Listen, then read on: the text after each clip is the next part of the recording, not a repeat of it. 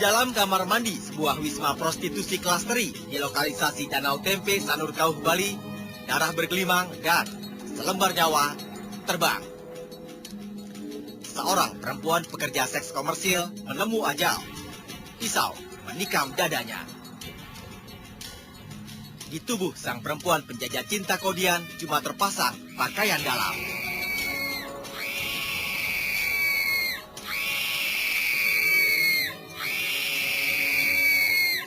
Pada hari Minggu dini hari, tanggal 28 September 2014, sekitar jam 03.00, kami menerima laporan dari masyarakat melalui telepon bahwa di Jalan Danau Tempe, Gang Mawar, tepatnya di tempat lokalisasi Danau Tempe tersebut, ditemukan mayat seorang perempuan di dalam kamar mandi. Akhirnya kami beserta tim langsung mendatangi ke TKP.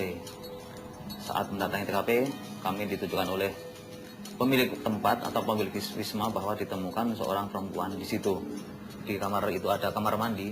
Saat itu korban dalam keadaan terduduk dengan menempel ke dinding, dengan berlumuran darah, dengan luka tusuk di sebelah dada kiri itu, dengan menggunakan, mohon maaf, pakaian dalam saja. Iya. Hasil otopsi tim forensik RSUP Sanglah Denpasar memastikan korban mati lantaran perdarahan hebat di rongga dada kiri. Dari hasil pemeriksaan dalam, setelah dilakukan otopsi, luka di dada kiri atas tersebut yang menembus sampai mengenai paru-paru korban dan menimbulkan perdarahan. Jadi korban meninggal akibat luka tusuk di dada kiri tersebut yang mengenai paru yang menimbulkan perdarahan. Begitu. Ya, jadi itu sesuai dengan luka tusuk akibat senjata tajam, di mana masuk dari arah kiri atas depan ke kanan bawah belakang mengenai paru kiri yang bagian atas. Nah itu menimbulkan perdarahan sehingga korban kehabisan darah di situ. Jadi kami temukan ada perdarahan kurang lebih 750 sampai 800 cc di dalam rongga dada kirinya. Gerangan siapa si pembunuhnya?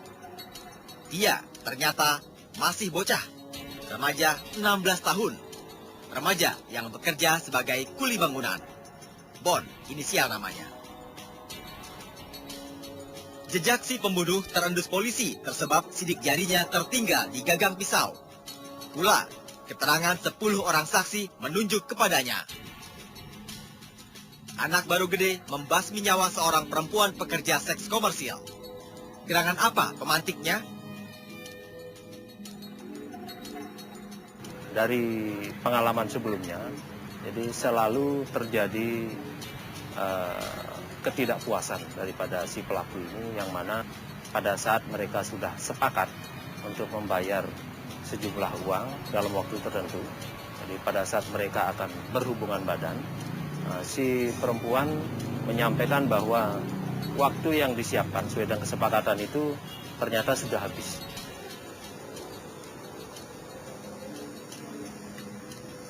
Stop. Udah 15 menit nih.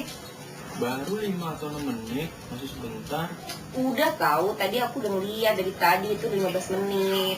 Ya, diskon dong, kan pelanggan lama. Masih untung aku mau ngelayanin kamu. Ayo sebentar lagi, baru 5-6 menit. Kamu kalau macem-macem nanti aku laporin sama bos lo.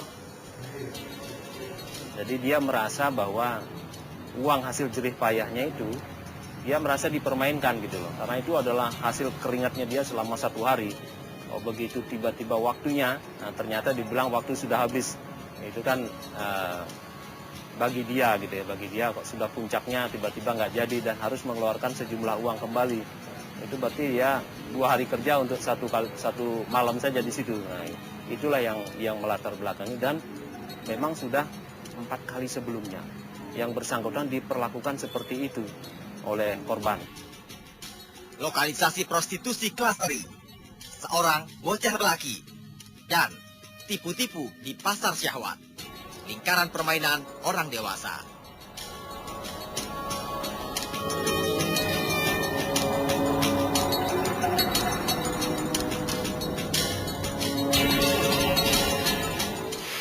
Bon, nonton begini ya.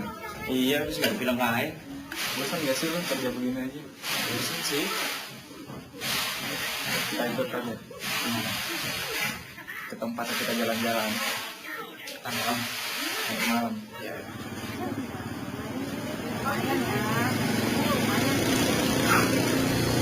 Apa-apaan ini? Mas, mampir. Ikut ya. Mas, mampir dong. Kenapa, Mas? Oh ya, Gaji ya. Mas, sahabat Alisa.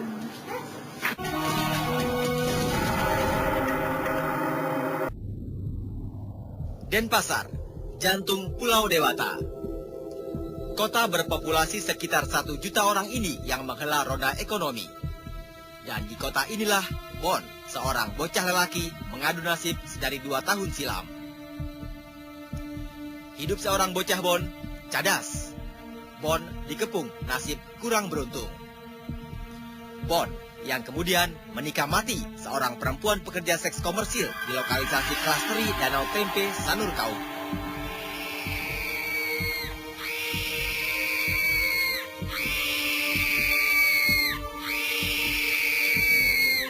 Dia hidup dari kecil orang tua sudah bercerai, bapak sudah menikah lagi dan tanpa lagi ingat atau bertanggung jawab kepada kelangsungan hidup si pelaku dan juga ibunya seseorang yang keterbelakangan mental, yang cuma masih bisa jika ada tawaran untuk memijat dia masih bisa pijat, sedangkan dia dari kecil sampai kelas 4 SD tinggal di Riau sama neneknya, jadi tidak sampai tamat SD. Jadi melihat latar belakang si pelaku dari cerita dia juga, dia bersaudara berdua, kakaknya udah meninggal, jadi dia bisa dibilang dia bertanggung jawab besar terhadap keluarga, yaitu ibu dan neneknya.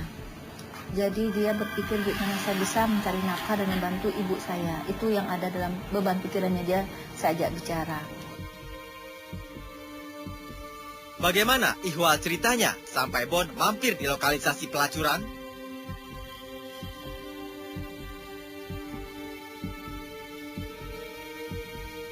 Ya awalnya diajak temen, dia bilang main, jalan-jalan, naik motor. Habis itu taunya ke tempat lokalisasi gitu. Oh, lokalisasi. Nah, waktu diajak teman pertama kali itu langsung pernah main juga atau cuma ikut aja? Dia nyari sendiri-sendiri, soalnya saya tahu itu banyak cewek pasti tempatnya yang begituan. Jadi saya cari sendiri, teman saya cari sendiri. Oh gitu.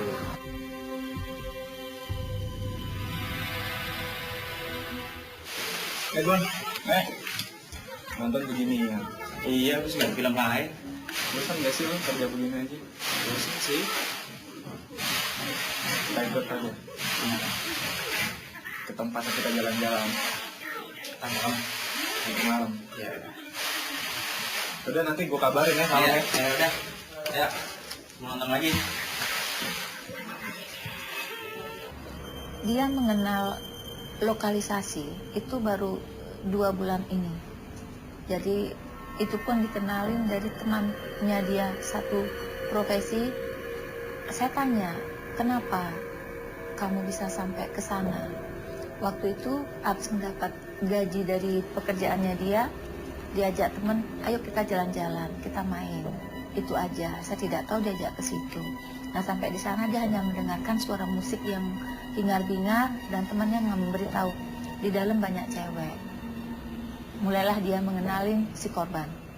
Nah di sana dia kenal sama korban, mulailah terjadi transaksi jual beli seolah-olah orang dewasa dengan seorang perempuan.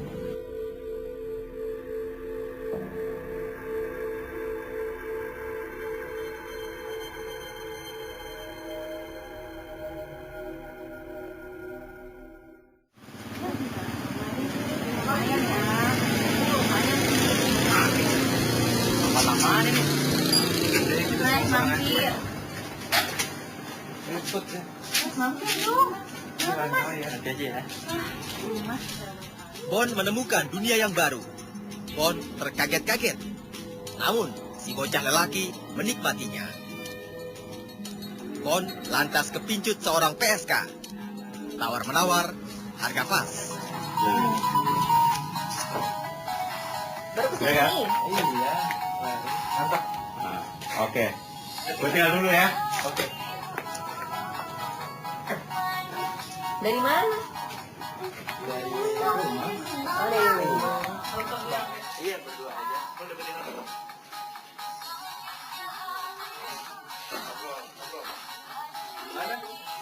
Udah lama lagi. Lo mau yang apa yang biasa aja? Lo maunya berapa? Sekitar cepet. Yang itu deh, 15 menit ya. Oke.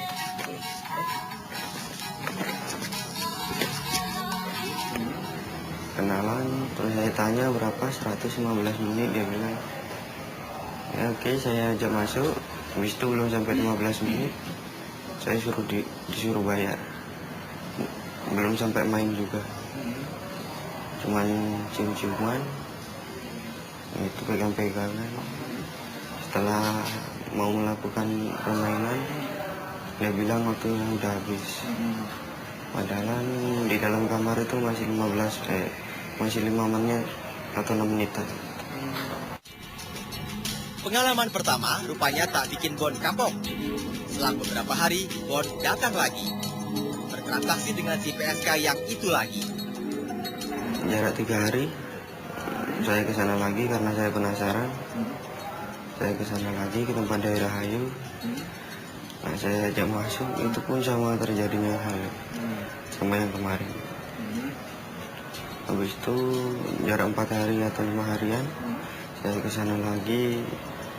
Nah, di sana saya udah senang, saya udah bisa berkenalan dengan cewek cantik kan. Nah, setelah itu saya ajak main lagi, ternyata dia bohongin lagi. Saya suruh bayar 100, kalau nggak bayar dibilangin bosnya. Oh gitu. Gimana ini hari ini? Lumayan banyak gitu. Kamu Cis? Lumayan juga Pak. Lagi banyak ya sekarang kita. Bagus kalau gitu, Bapak nggak sia-sia kalau kayak gitu. Emang kita malah kalau kayak gitu. Ayo bos. Halo, mana aja? Baru datang ya. Sekarang gue Ya. Apa? Wah, Pak lagi kopi bos. Makanya kurang tahu juga sih namanya di kopi. Ini aja bos, yang baru tuh. Agak kalah masih Ratna. Gak mau, pokoknya apa aja. Mau kita aja dong, Mas. Mana aja. Sini, Mas.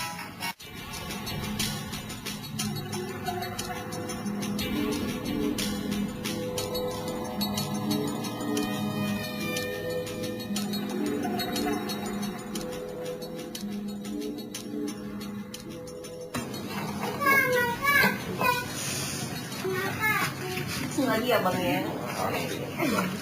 Bener ya. Mana? Tunggu ya, going dulu ya, tenang dulu ya.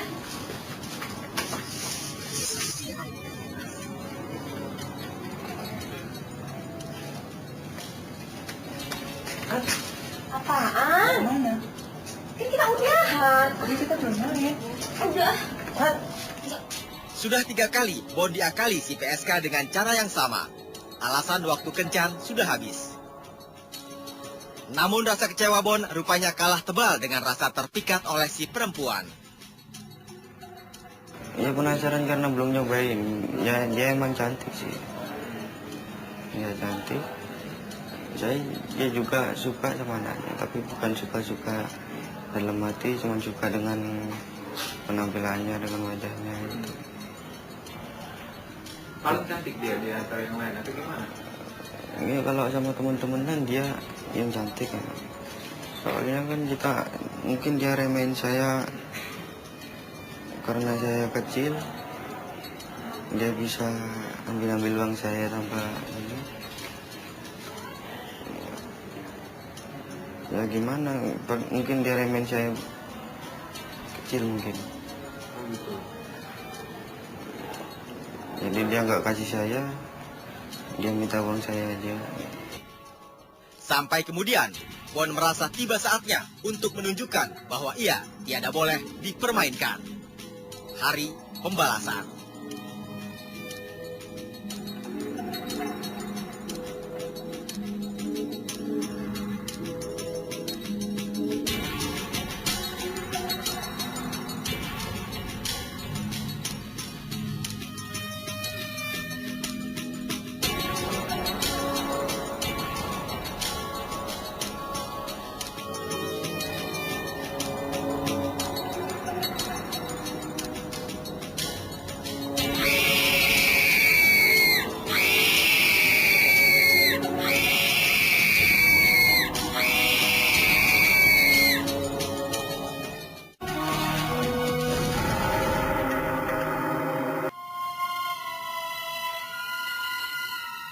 3 kali kencan, tapi urusan Bon dengan si PSK tak pernah sampai tujuan.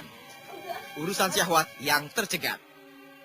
Alhasil, duit tandas urusan tak tuntas. Alasan si PSK selalu sama. Waktu berkencan, sudah selesai. Bon akhirnya paham ia kena diakali. Dan kali ini, Bon punya rencananya sendiri. Dari bedeng proyek, Bon berangkat dengan bekal sebilah pisau mengkilat.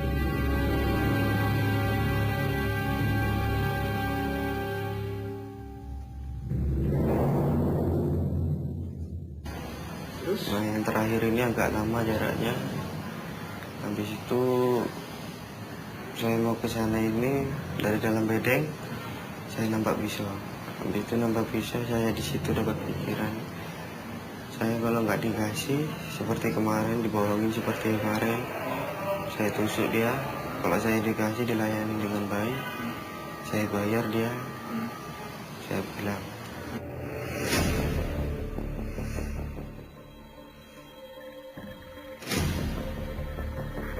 pisau ini saya taruh di pinggang sebelah kiri. Saya masuk ke kamarnya, dia keluar sebentar. Nah, setelah itu saya buka celana, pisaunya saya taruh atas meja, saya tutupi dengan celana.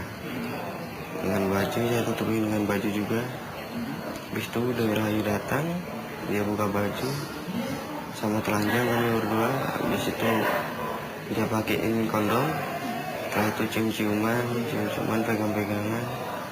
Setelah punya saya tegang, mau melakukan permainan, dia bilang, ntar dulu, saya lihat waktu. Dia lihat waktu, padahal di dalam baru sebentar kan. Dia lihat waktu, dia bilang udah habis, udah lebih dari 15 menit. Nah, di situ jengkel saya, emosi saya semakin besar. Itu dia bilang harus bayar, saya jawab, masa belum main udah disuruh bayar. Terus dia bilang, main nggak main harus bayar, kalau nggak bayar saya bilangin sama bos saya.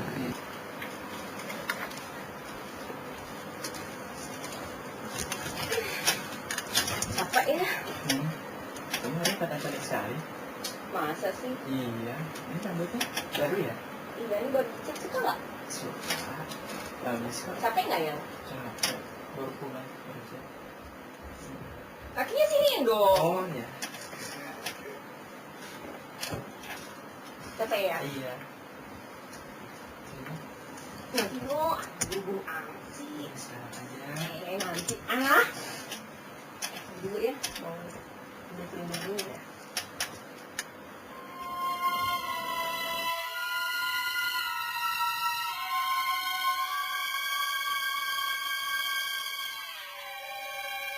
Lagi-lagi, si PSK memainkan jurus yang sama. Si PSK tak tahu jika Bon sudah menganggap sebagai siasat basi. Si PSK menuntun dirinya sendiri ke jalan kematian.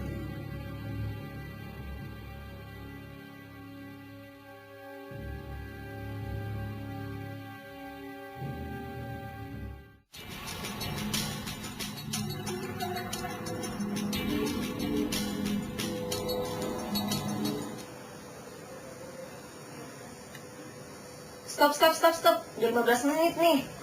Baru 5 atau 6 menit, masih sebentar. Udah tahu, tadi aku udah ngeliat dari tadi itu 15 menit. Ya diskon dong, kan pelanggan lama. Masih untung aku mau ngelayanin kamu. Ayo sebentar lagi, baru 5-6 menit. Kamu kalau macem-macem nanti aku laporin sama bos lo. Udah 15 menit, kalau mau cepet lagi, mau nggak? Saya bayar 100.000, saya taruh di atas kasurnya, biar dia percaya kan. Habis itu dia ke kamar mandi, saya ikutin dari belakang sambil bawa pisau. Setelah itu dia jongkok sambil cebok, saya ambil pisaunya, itu saya tusuk di atas dadanya itu. Saya tusuk, saya bungkem mulutnya pakai tangan kiri. Saya bungkem, saya tusuk, habis itu dia melawan. Saya tidurin, saya jatuhin ke arah kiri. Habis itu saya tutup mulutnya pakai tangan kanan. Pisaunya saya tarik, saya bungkem pakai tangan dua. itu dia terus melawan.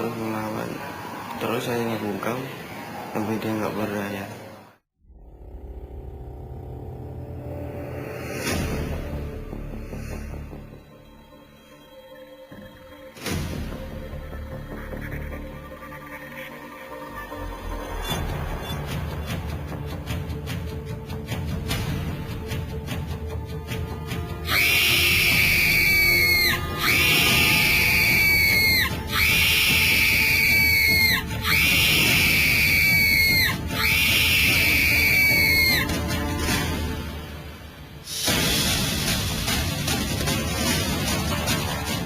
Melawan.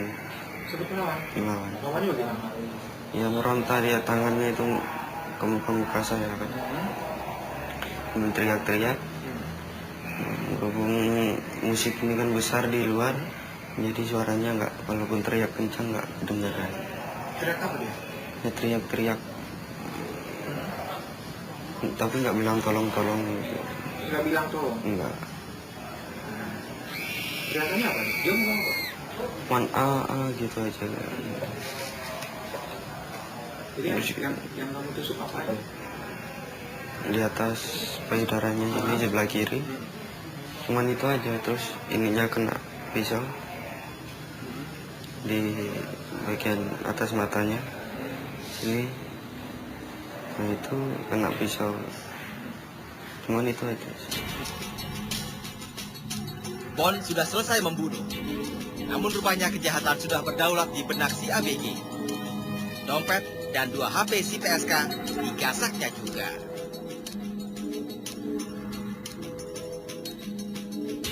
Terus setelah itu, habis nusuk kamu kemana?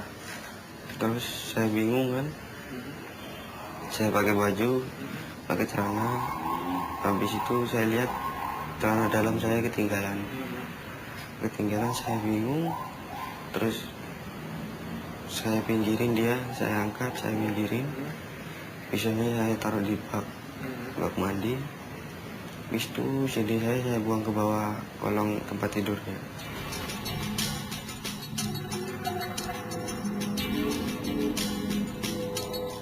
Di situ saya bingung, saya keluar sambil bawa ini dompetnya.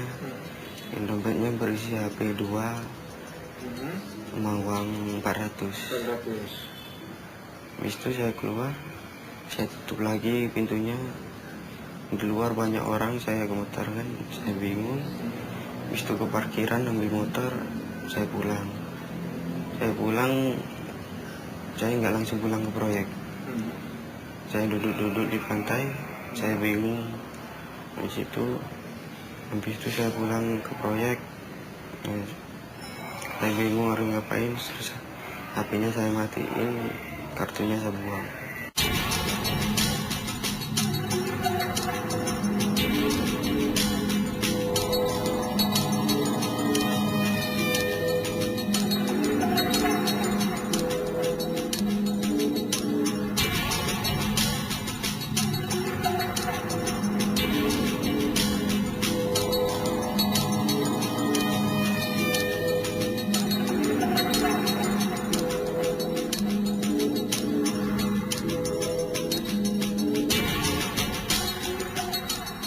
Bon diburu rasa bersalah. Bon dikejar rasa ketakutan. Jeritan korbannya terus mengiang di telinga. Di siang, di malam. Ketenangan hidup Bon sudah tercabut.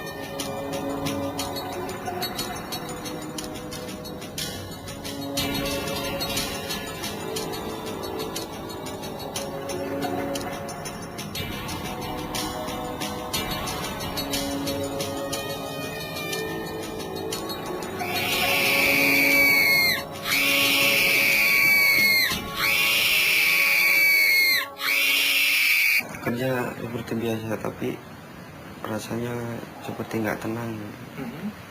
Saya gemetar, ya, selalu ingat-ingat dia. 2 malam saya dimimpiin.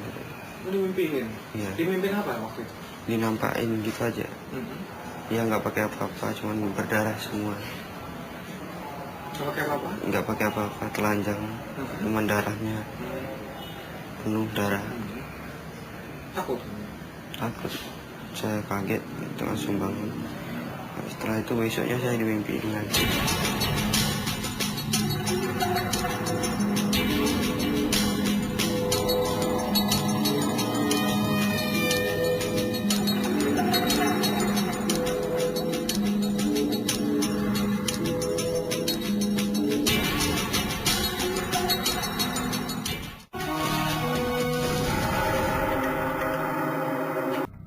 Hari-hari setelah membunuh PSK adalah hari-hari yang menyiksa Bon.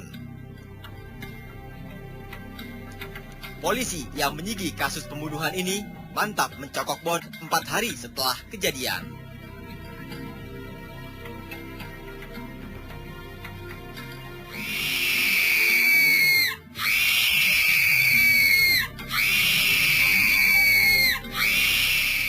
Kami berusaha untuk menanyakan kembali kepada orang-orang sekitar situ karena pasti ini pelanggan yang sering ke sini. Dari dasar itulah kami mencari seseorang, kami laksanakan pemeriksaan dengan teknik ditambah dengan teknik-teknik kepolisian. Kami melaksanakan penggeledahan suatu tempat yang dicurigai tempat kerja pelaku, dan di situ ditemukan beberapa barang korban. Setelah itu dapat 4 hari saya dikepung oleh polisi di proyek. Waktu keadaan nggak kerja saya. Di proyek? Iya. Terus kamu ngelawan nggak? Enggak. Saya tahu karena ini mungkin masalah yang pembunuhan itu emang benar masalah itu. Dan saya pasrah. Pasrah. Menghilangkan nyawa orang lain sejatinya bukan kejahatan ringan. Pula, ada barang-barang milik korban yang digondol. Karenanya, polisi menjerat Bon dengan pasal berlapis.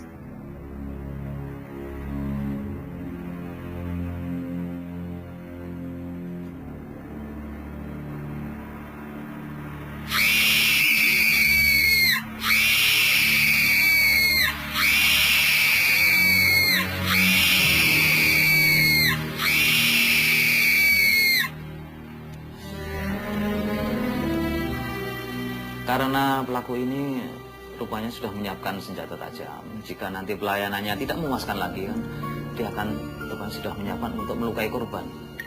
Jadi sudah direncanakan dari awal. Kami mengenakan pasal 34.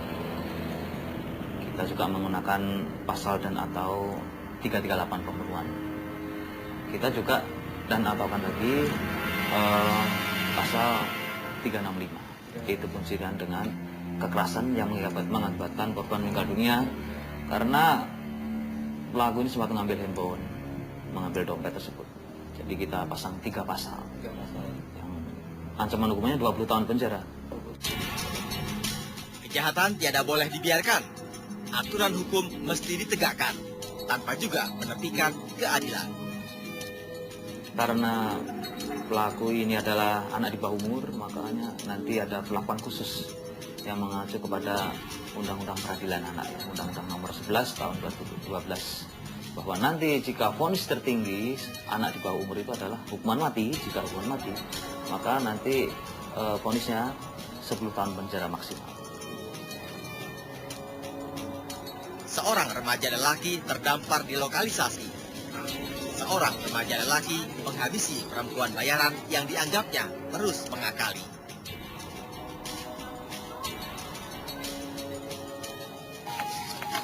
Aku pengen mau yang biasa aja. Lo maunya berapa? Sekitar cepet. Udah, 15 menit ya. Oke.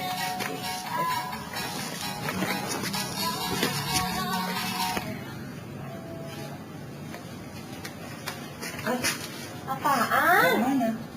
Kan kita udahan. Tadi kita belum naik. Udah. Kan? Enggak.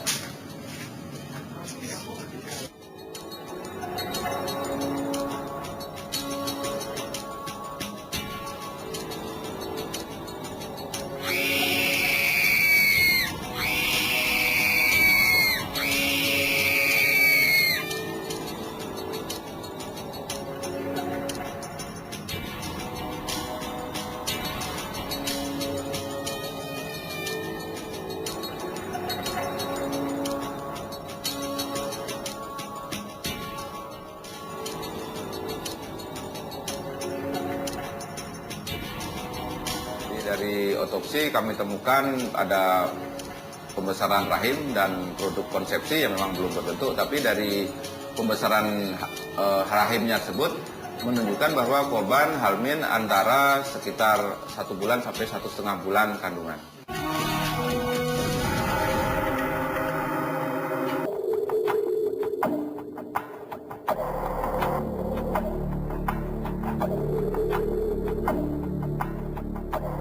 Bon, remaja lelaki, si tersangka pembunuh perempuan bayaran penghuni lokalisasi klasteri di Sanurkau, Bali.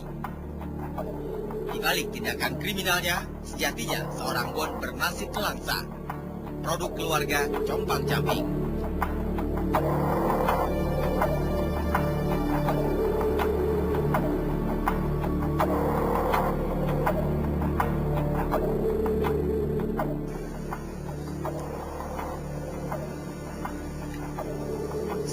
Stop. Udah 15 menit nih.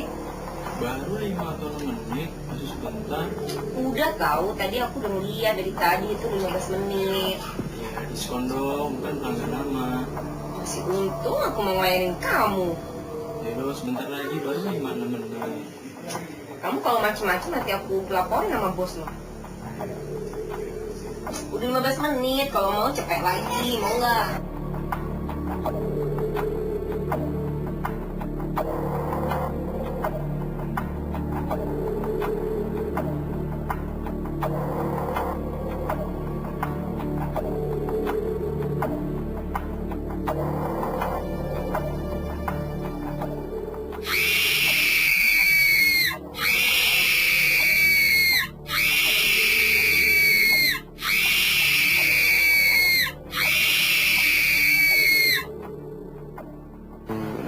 Setelah saya ditangkap, nenek datang dari Jawa. Habis itu cuma sehari sih, langsung pulang. Bilang apa nenek? Ya yang sabar aja, kamu sih kan ngapain pakai ngelakuin kesalahan seperti itu. Kamu yang sabar, kamu berani ngelakuin, harus berani tanggung jawab. Dia bilang kan, ya sambil nangis-nangis, saya juga kan kasihan. Terus dia bilang ke keluarga korban, kalau anak saya mau dihukum, cucu saya mau dihukum, hukum aja, tapi kalau mau minta uang saya nggak punya, dia bilang. Dalam benak Bon, tiada pernah sekalipun terlintas sampai membunuh orang. Bon kini tinggal lagi digayuti penyesalan. Apalagi ternyata saat pisau Bon merenggut nyawanya, si PSK sedang hamil beberapa pekan.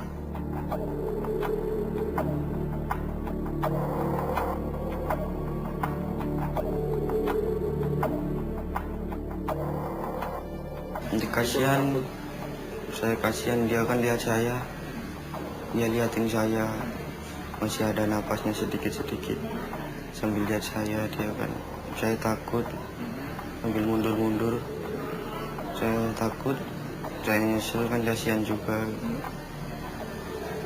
Saya mikir-mikir itu ada di lantai, saya bingung, saya kasihan, saya takut. Situ terasa saya gemetar. Waktu saya mau bunuh dia itu nggak ada terasa apa-apa. Jadi selesai menusuknya itu, setelah melakukan kejadian, di situ saya merasakan menyesal, takut. Jadi dari otopsi kami temukan ada pembesaran rahim dan produk konsepsi yang memang belum berbentuk, tapi dari pembesaran rahimnya tersebut menunjukkan bahwa korban hamil antara sekitar 1 bulan sampai 1,5 bulan kandungan. Kalau sekarang kamu gimana? Perasaan kamu sekarang menyesal atau kayak gimana? Sangat menyesal karena kasihan ibu yang di rumah, nggak ada yang nyariin juga. Harapan kamu apa? Ya, harapan aku ke depan kalau saya udah bebas, ya saya ingin membahagiain keluarga dulu, itu aja.